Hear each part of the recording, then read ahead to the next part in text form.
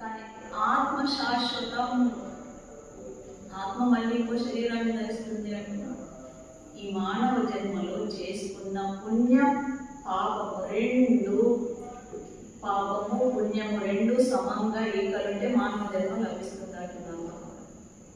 ఎప్పుడైతే ఈ మానవ జన్మలకు సత్కర్మలు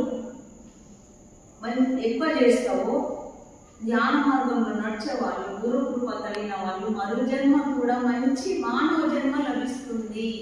ఇంతకంటే మంచిదని, ఇంతకంటే ఉన్నతం మళ్ళీ జన్మ వాళ్ళకు లభిస్తుంది.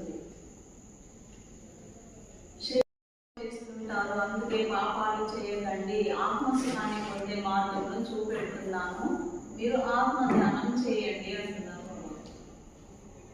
ఏం పోలిస్తారు, బయట విగ్రహాల పూజ, ఏ పూజ లేదు, ఆత్మ ధ్యానం చేయండి.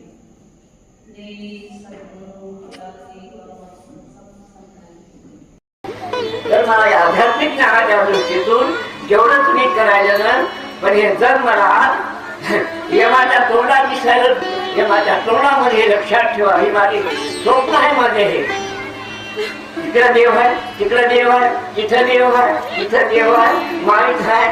महाराज बाप्पा पूजा करा, पंढरीला जा, काशीला जा. अरे आहे का कोणी आले म्हणजे आपले गेले अंधश्रद्धेमध्ये लक्षात ठेवा. म्हणजे आपल्या आत्मशंकर आपण विसरून गेलो. अख्खर कृष्णानं अर्जुनाला हे दाखवलं, जागा एकाचा असावा, तिथे ग्रह नसावा, आणि असं साधावा, मग साधावा संभाव, ज्या नारीचा वडाला नेवाला शिव अर्जुना तिथं मी आहो. माझा मोलासारखा डोळा आहे मी नका, ते मी आहो निराकार. मी माझी आत्मा, लक्षात ठेवा, मी माझी आत्मा. या भागवतामध्ये उद्धवाला बोध केला, वाचून पहा.